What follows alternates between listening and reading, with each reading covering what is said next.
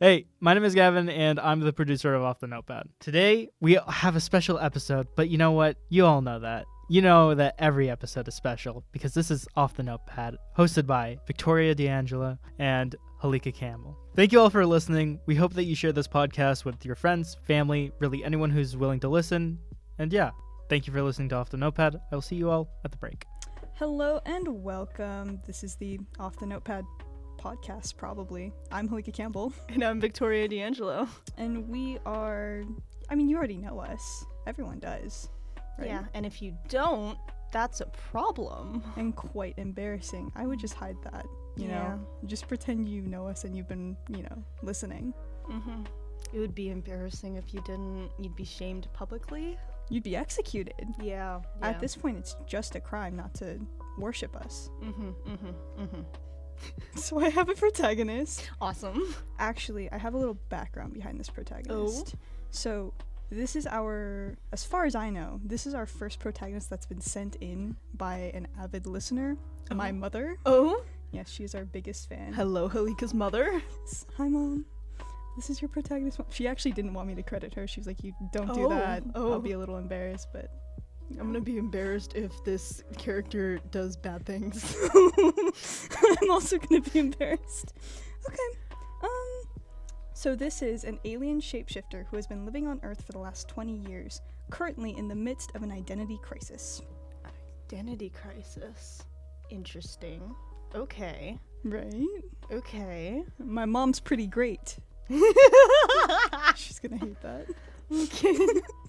Interesting. Okay, let's go with this then. So, my prompt for you is that flowers have become so rare that they are the most sought after items in the world, sold at high prices in black markets, under guard in the national museums, etc. You have just stumbled across a natural rose. Oh wait, that's so cute though. We'll see how long we can keep this lighthearted, because I can already feel the edginess dripping in. The edge. Where's the edge? Interesting. Okay, so we have this alien. I think I'm gonna stick to they them because I imagine they shift between genders. Sure. Yeah. So I don't see why not. We have this alien. Have they witnessed like the depletion of flowers in the last 20 years, or is this just something that's already been established? How much can happen in 20 years? You imagine, because the way that the prompt sounds is like, this is a big deal, like national museums and the black market and all that crap is involved. My question is, can that happen in 20 years? I definitely don't think so. I think it's gotta take at least 50. 50? Yeah. Where the boomers are like, back in my day, we had flowers. It's like, okay, Grandpa. Okay. So this alien, at the very least, they've been living on Earth for 20 years. We don't know how long they've been aware of Earth, so they might have done, like, human studies on their home planet. Yeah, I feel like, based on the way that the protagonist was worded, I feel like this is a very timid and anxious alien, almost, because of the identity crisis, obviously. Yeah. But also, like, if you're constantly morphing to fit in with humans, there's that underlying anxiety of one day someone will look at me and realize I'm not human. Yeah. So I wonder if this, like, identity crisis is something along the lines of alien race is this dystopic, rigid, stick up their ass, you have to do this or else. And then they make it to Earth and they're like, this is fucking fantastic, now I'm human. Oh yeah, like almost that glorified idea of change. Yeah. Ooh. Do you think the identity crisis comes from, like, they think they're going to get found out / the alien race is looking for them? Or is it something like there's something in human society that's starting to resemble this alien race, and it scares me? Oh, I kind of like that latter option. Yeah. That's really cool. I almost wonder if the reason why this alien is here, like, they're supposed to manage human society because maybe the idea is that humans are supposed to become just as evolved as the aliens, right? And maybe this alien race... I've played this video game before. Whoop! No, don't even worry about it. It's original. It's an original idea. It's an original concept. Go on. Listen. Go on. In the end of that game, by the way, the aliens decided to blow up the Earth because they didn't evolve correctly. I don't think it's one of those situations. Honestly, I think the opposite. Because like you said, our protagonist, our alien, is worried because they see that the human race is getting to that cold rigidity of their own race. Mm-hmm. So I don't know. Maybe the issue is that humans are evolving the way that they're supposed to, and that scares our protagonist, right? Because that's what's causing the identity crisis. Gotcha. So then the issue isn't with this higher alien race. Mm-hmm. It's our protagonist being scared. Yeah. Oh, that's so interesting. Well, now you have this flower as a symbolism of something that is pure, beautiful, original, not rigid. Mm-hmm. And so our protagonist finds this flower. I wonder if human society is stepping away from, like, the arts. Take where we are today. Like, I'm doing a bunch of research right now about liberal arts educations and the arts and stuff, and how significantly less people are going into the liberal arts and instead are going into STEM, primarily because of things like the Great Depression and the recession, and they do it for job stability. Right, yeah. Which makes sense. And if we have a world that's started to go further onto that end, everyone going into STEM, no one going into art, that's another thing. Like, if the flowers are in museums, nobody cares because no one wants to go to a museum. Right. That's not profitable. Mm-hmm. And that's another reason, I guess, for it to be in a black market, because those are, like, unconventional things as well as illegal things. Right. I'm trying to also think about what our cast looks like, because it'd be interesting to have our alien go to this empty ass museum, and we have a curator who, like, cares so much about flowers. But I also kind of like the idea of a black market dealer being in the story who's, like, selling shitty daisies or what's left of, Like wilted flowers, but they're the best you can get. yeah, like ones that have been pressed. That's kind of interesting. Pressed flowers, no, I love that. Mm-hmm. Like, you can either get preserved flowers, or you can get, like, the really unhealthy ones that everyone grows in their houses, but they're super proud of them because at least they're alive. Right, at least they're a flower, Yeah. like pugs. Okay. Just taking a moment for pugs. Okay. Damn, that caffeine hit hard. Anyways. So what is aliens? So Alien works for alien government, right? Is that what we established? What do they do? Are they just there to, like, observe and report back? I think so. That makes the most sense to me, because I feel like if they muddle too much in human affairs, at least at the beginning of the book, then they're gonna fuck things up. Yeah. I think, like, as far as a job stance goes, they can muddle a tiny bit, but when things get like, hey, alien species, this is a problem, they're gonna send, like, SWAT, you know? Yeah. Mm-hmm. Okay, so they're there to observe. It would kind of be interesting to have this, because they're capable of shapeshifting. If they have, like, 3 to 5 quote-unquote human identities, and they're, like, throughout the day monitoring different aspects of human life. That's cool. Goes into a coffee shop 5 times because you can. Yeah. I feel like that would be an interesting plot line if you go into that coffee shop 5 times just to maybe see the barista, or maybe to visit someone, and you visit someone in 5 different... Love interest? It could be a love interest.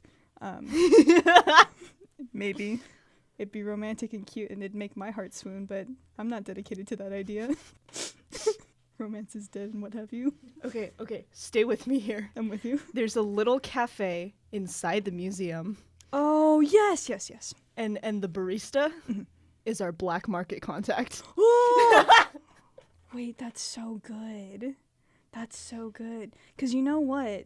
What would be really cool is if the alien... Of course, the alien knows everything about this barista, whoever they are. But the barista, like, in their day job, is a barista. You know, secretly they're a black market dealer. They don't want people knowing that side of themselves, but this alien knows everything. This alien is so loving and okay with that. Ooh.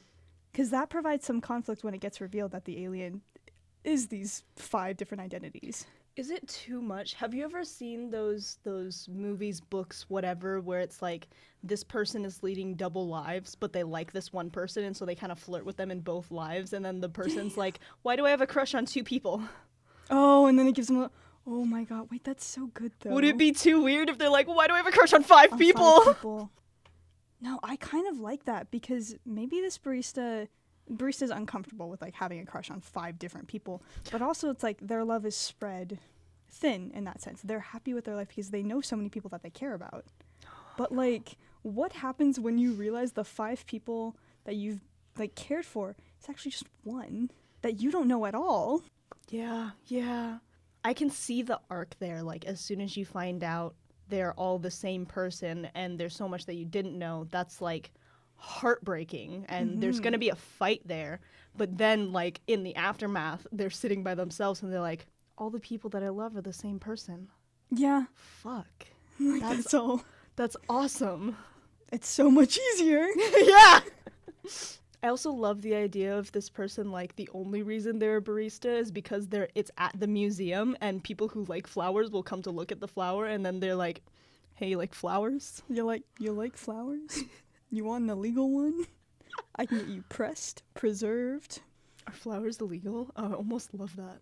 That'd be funny. I feel like the black market ones are. Yeah. If that makes sense. Because most of them are probably stolen. That's true. Yeah. That's true.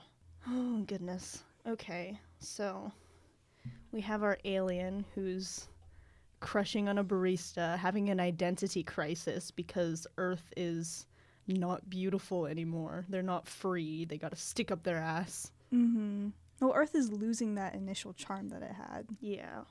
And then they find a rose. And then they find where do they find this rose? It's a good question, because I don't really know what the scene is. Because it's a natural rose, so you assume it's popped out of the ground somewhere. Yeah. But it's got to be somewhere where, like, no one else would find it, you know? Right, because our alien has to be the only one to see it. Yeah. Where would the alien go that no one else would go? It doesn't make sense for the alien to go somewhere that no one else is, though, because their job is to watch people, right? Yeah, they're constantly observing people. Yes. The rose is where their ship is. The rose is where their ship is. Oh, that makes sense. That does make sense. Okay, so, like, they go back to their ship to send a report, and they see a rose right outside the door, landing, staircase, whatever the fuck it is. Mm-hmm. What do they do about this? Because the rose isn't human, so obviously it doesn't go in the report. Right. So our higher alien species wouldn't care. Obviously humans would care, but for different reasons. I almost want the rose to go in the report. Yeah, like it's mentioned. Yeah, in my head, I'm seeing like a video conference between Alien and whoever their supervisor is. Oh. And they give their entire spiel, and then at the very end they said, also, I found a rose outside of my ship. It was beautiful. I want to show it to the humans and share it with them. And they're like, what the fuck? Why?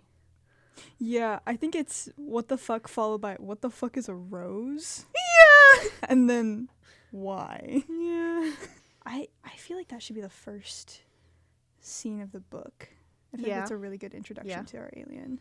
Yeah, I like that. And then I also want to parallel that scene later, but with a human, where the human is like, what the fuck is a rose? Why? Just for kind of like, it's the alien's realization. Like, fuck, humans have gone too far. Right, we've lost too much. Yeah. Ooh, okay. Yeah, and so maybe they start to get obsessive about it because they're like, the human race has gone so far, they're getting rigid, I hate this, let me do some research on flowers. Mm-hmm. And then they find out about the museum and they go to the museum. And now we have our cast of characters. Right. Ooh. So then, okay. So we have our alien. Humans are too rigid. This needs to change. What is our protagonist's intention? Like just spreading flowers to make humans believe in culture and art again? Grows more flowers and leaves them on people's doorsteps. Wait, that's so cute though. No, I think so, because human creativity is like one of the beautiful things about humanity. Like in a lot of stories that you get where it's aliens and aliens don't understand humans, it's something along the lines of creativity or beauty or love or human connection, something like that. Mm-hmm. And you could probably connect like creativity and human connection. Yeah. Because it's a kind of communication of not just words, but like feelings. Like that's how you can express yourself. And fuck STEM. Yep. Oop. The moral of the story, STEM sucks. Have you heard of, like, the movement to turn it into STEAM? Oh, yeah, I have. I hate it so That's much. It's like, no. Like, I do not care that STEM and liberal arts is separate. I care whether or not one is more important than the other. Yeah. The dichotomy does not bother me. Don't put art into STEM. It doesn't make sense. And STEM kids don't actually want that either. No. Like, if I were a STEM kid, I'd be so pissed if my teacher was like, and now we're going to do an art project. Like, no. Like, don't get me wrong, there's creativity to be had in STEM. Like, if you've ever seen engineers on YouTube, they're fucking crazy. Oh, yeah, for sure. Holy crap. But yeah, STEAM. Big thumbs up. I kind of, bringing that into our story, I want to see that dichotomy explored in a way that doesn't put one, like, significantly down. Like, you and I both believe, fuck STEM. But it's because STEM sucks ass to you and I. Yeah. I almost want the takeaway of this story to be like, if we're too rigid, we lose everything. But also that rigidity can be beautiful too. Mm-hmm. Like in the way that engineers are creative on YouTube. Mm-hmm. Because I don't know where this story ends. Yeah. Because, like, we have the flowers. I imagine if this is a movie, like, we have a montage where people are spray painting flowers on buildings and everything just looks brighter. Yeah. Because our alien has done an amazing job of delivering these flowers. But, like, what is the ending? It's a good question. Something I'm kind of interested in, and I don't know if its place is in this story, but my brother went to college for a time for engineering, and he said engineers and architects hate each other. Oh, no, I believe that. That's funny. Yeah. Because you have engineering is STEM and architecture is an art, you know? Right, is a way of, yeah. And they hate each other because engineers want the building to be a functional box made out of concrete. And the architect is like, but arcs and loops and curvy bits. But what if it was cool? Yeah. And the engineer goes, but that's not structurally sound. But it needs will to make be you a die. building. People will die if they go into your arcs and loops.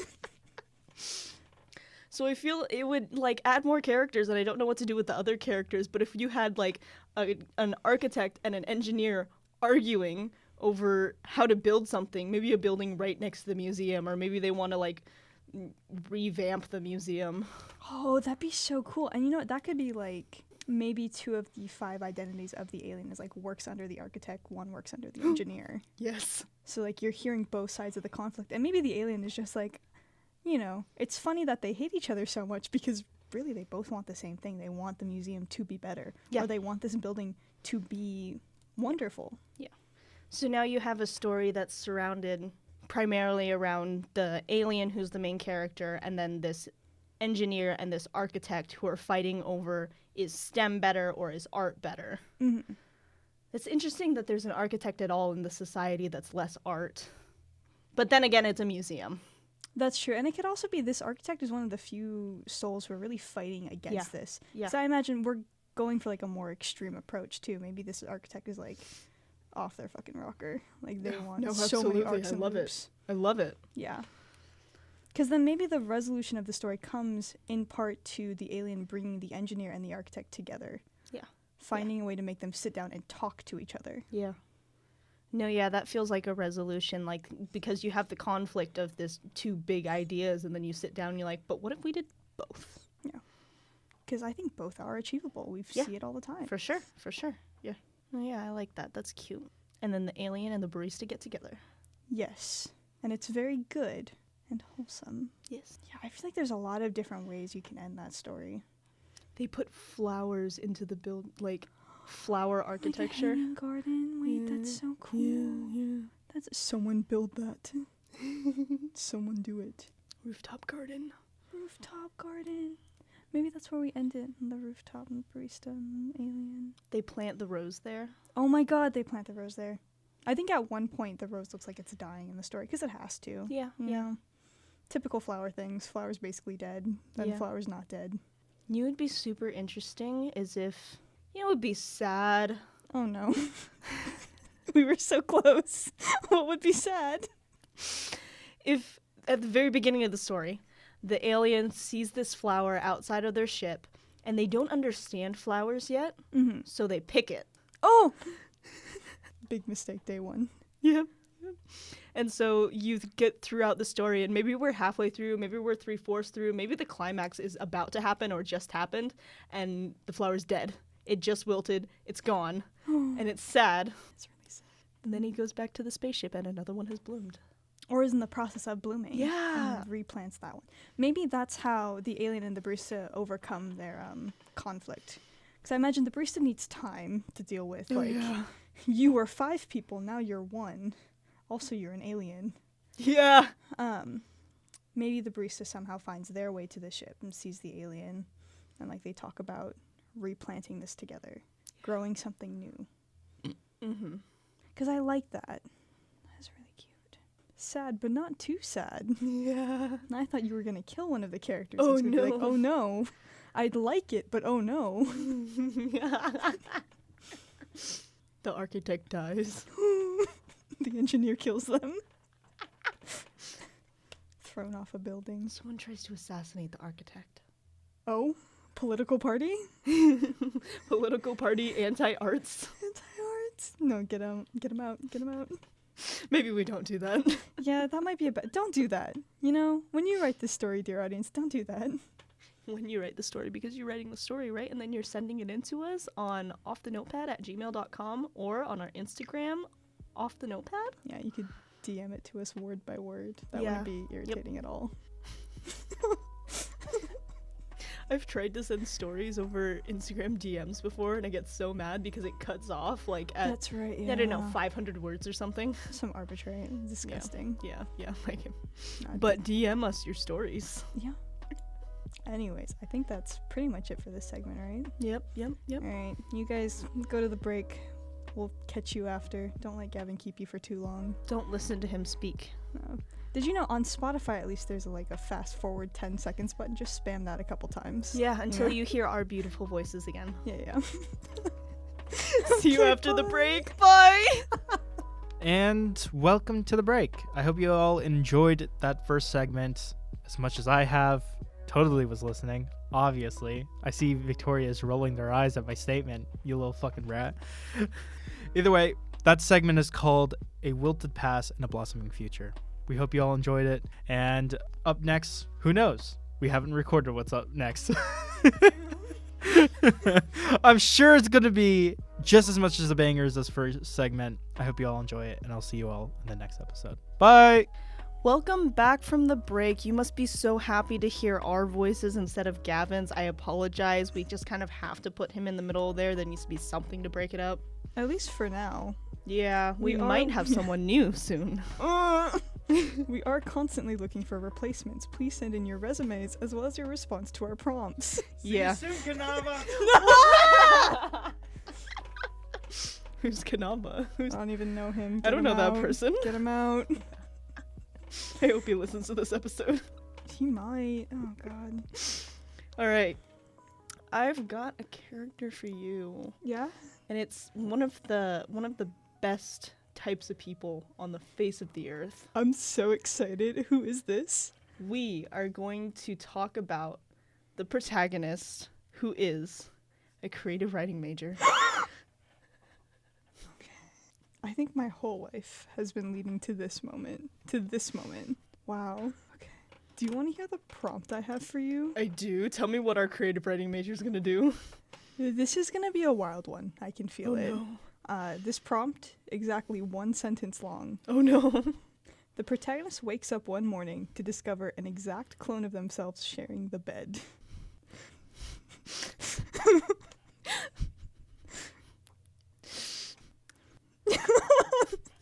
The silence in the studio, telling.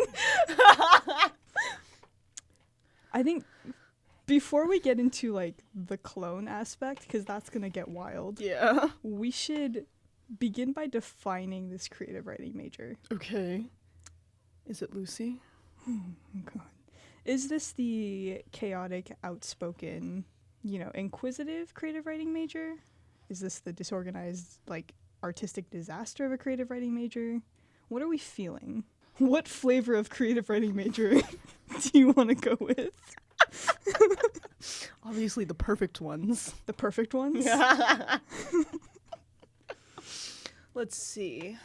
pray he never listens to this podcast. Do you want to model our creative writing protagonist after Jesse? Let's never let him listen to this. For our dear audience, we're going to keep this a secret. This is a paid episode? This is a paid episode. Consider it a privilege to hear this. Okay. Are we thinking, like, I'm totally good taking some attributes from the man himself, the legend, but are we thinking, like, creative writing major as in this is a college student? Yeah. Okay. College student, strong opinions. Strong opinions, stubborn. Italics. Italics. Hates italics. Hates italics. It's a whole thing. But we're also thinking, so this creative writing major is someone who specializes in creative nonfiction and flash fiction. Is that what he did in... Do you know what he did in college? I don't know what he did in college, but I know... That's what he does now. Yeah. Does he specialize in flash fiction? Because I know he's writing a book right now. I don't know if he specializes in it, but it's what he prefers. Oh, is it? Yeah. Okay. Sounds good to me. Okay. But we're not flighty, but not in the artistic flighty sense. Yeah. He's meant... Like any college student sends emails at 3 a.m. Sense. This translates perfectly. We love you, Jesse, Yeah. so much. On the off chance you do hear this episode, hi. Thank you for everything, my dear mentor. Can't wait to have thesis with you next semester. Future audiences, because what I imagine what'll happen with Off the Notepad is one day in a couple years when you and I are like 25. Well, you'll be 26, I'll be 25. And we'll have been doing Off the Notepad for so long, and all of a sudden we'll have this massive following because people will use one of our episodes as meme material. Oh no. So it'll get really big. So people will go back and listen to this season of Off the Notepad and go, who the fuck are they talking about? Why do they sound like babies? Oh. And Jesse will cry, because I assume that's also when he will find out that this happened. He will probably also get memed. Oh, I yeah. hope so. Absolutely. When we're big and famous. Yeah. You deserve it, Jesse. You're welcome. And maybe we'll invite Jesse onto our podcast and he'll have to pay us for the publicity. Oh, you right. He already has to pay us. You're paying us, audience. Anyways. Off topic. Okay. Okay, so that's our protagonist. That's our protagonist. Since we're it may as well be a man. He's our man. A wakes male up. creative writing major? What's that? Okay, he wakes up. There's a clone in bed with him. More silence. Okay, creative writing majors are so unhinged. I imagine one turning around, seeing a clone, and being like, cool. Oh yeah, it's very like casual. Because I think the first thought any normal person has, much less a creative writing major, is I'm still asleep. True. I'm dreaming. It's weird. Whatever. I'll go back to sleep. And then I think the clone snores, and then it becomes very clear that this is not a dream.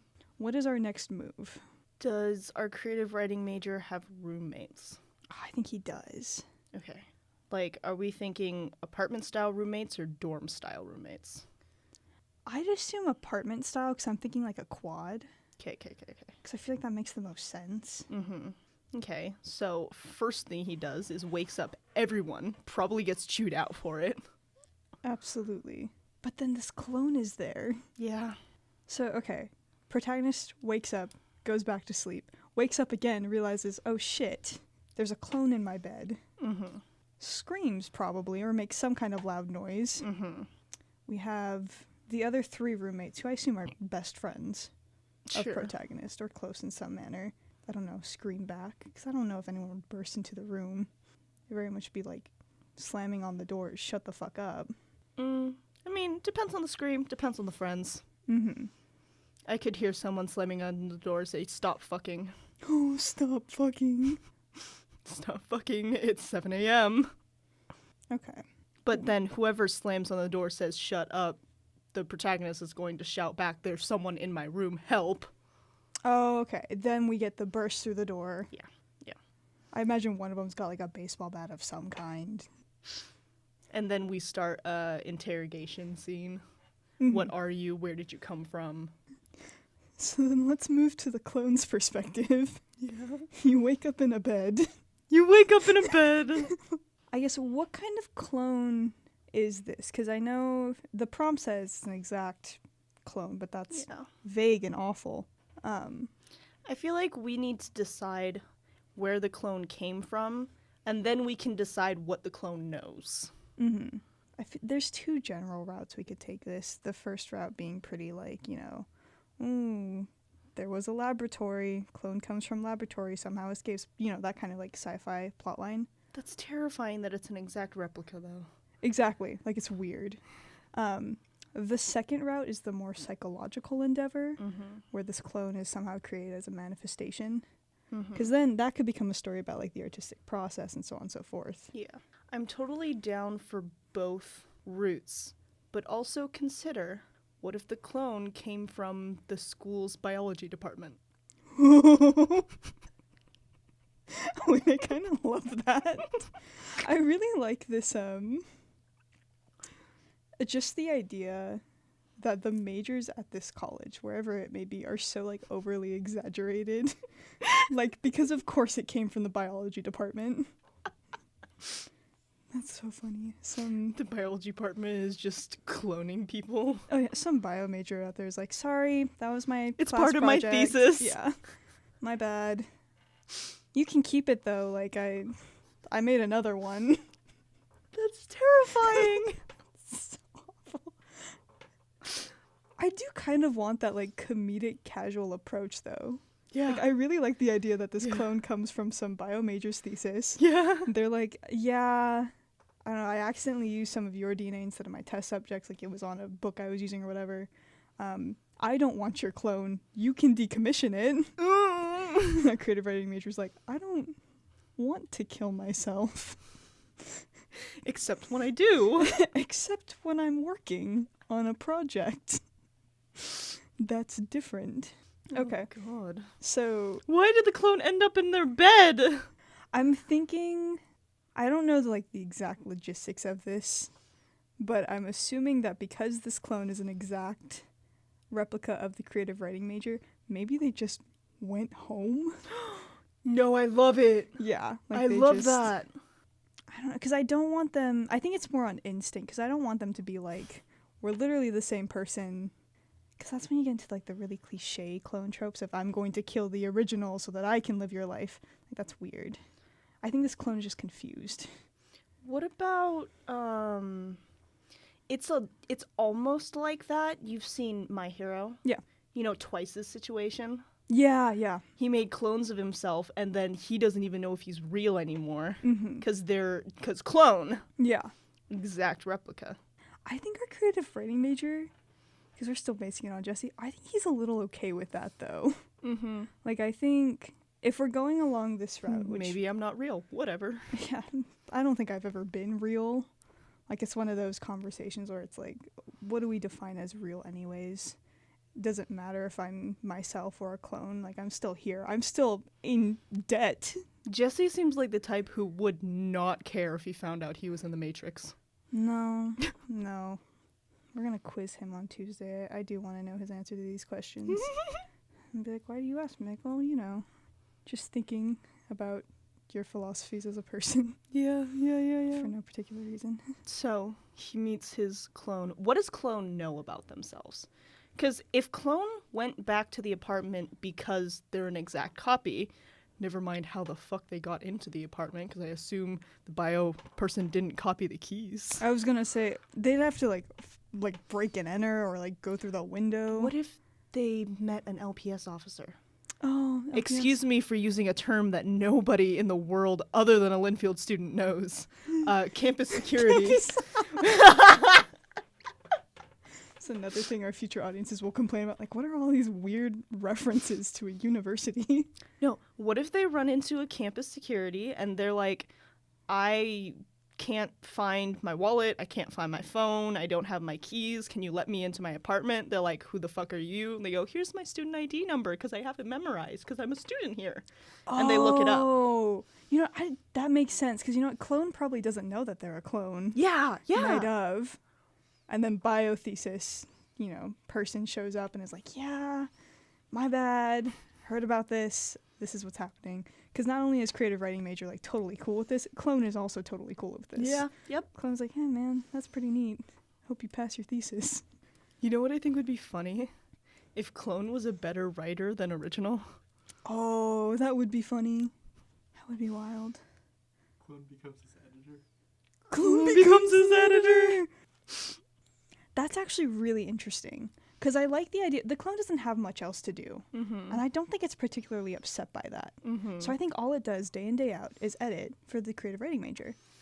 I really want, I want the original to wake up one morning because they're living together, I guess.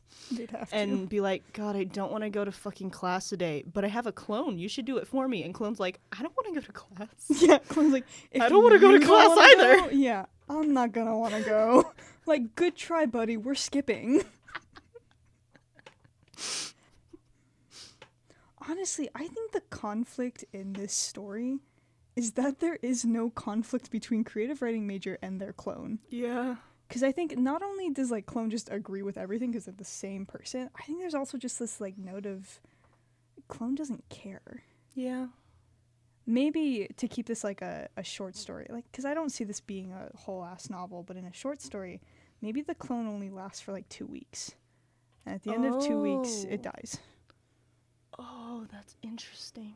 Because then maybe Biomajor doesn't say, you can decommission the clone yourself. It's more so, give him a life for 2 weeks. I want the biomajor to not say anything. I want the biomajor to not know. And then, a week into their life together, the biomajor's like, so I found out that clones die. Yeah. My trial runs are passing out. Yeah. Ooh. And then they find out that this clone has a finite life, and they're like, but I like you. I don't want you to go. Yeah. So then they have 7 days to figure out 7 days to try and stop the clone from dying. I don't think it goes through. No. Clone dies. Clone dies. I need to, Jesse, if you're listening, call in right now. And tell us your perspective on death. Yeah, what do you think of death, Jesse? Jesse, I'm so sorry we did this to you. No, he won't mind. He won't even know. If you're bothered by it, don't be. I kind of, just skipping ahead a bit, I sort of want this story to end where, creative writing major wakes up. They've been at this for 6 days, so this is the 7th day. Clone is dying at midnight, whatever. Creative writing major wakes up and is like, okay, we're going to spend this last day together. We're going to figure shit out. Clone is gone. Because I kind of want the story to end in a place where we don't know where Clone went to die. Oh. We don't know where their final resting spot is, and neither does creative writing major. Because I think that would be interesting. Interesting. It's super interesting to just not know where Clone died, but at the same time, I'd love, original, trying to intellectualize it and be like, where would I want to die? Where would I go? Mm-hmm. And failing because they're intellectualizing it. Right. And then have this moment where they're like, I'm a fucking dumbass. I would go here. I hope it's at a 7-Eleven. I don't know why. Sorry, Jesse. I'm projecting now. Jesse, would you go to a 7-Eleven to die? Would a clone of you go to... Because I know a clone of me would go to a 7-Eleven to die. Okay. Because I like the scene where our creative writing major goes to the 7-Eleven or gas station anywhere, and Clone is just in the fucking chips section, just looking at different bags, and creative writing major's like, why here? I never would have gone here. Clone's like, that's why I chose it. I love that. What a legend our English department is. Yeah. Hey, come to Linfield University. That's the real takeaway. Imagine loving your professors so much that you constantly talk about them on your podcast for a whole segment. That's the kind of energy we have. Yeah. Little plugins.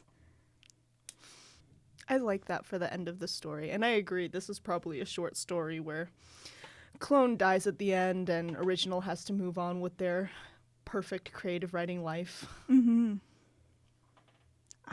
I feel like you could take a really weird introspective route. Like if you decide to go on for another page or two, like after Clone dies, talking about how little impact Clone's existence had.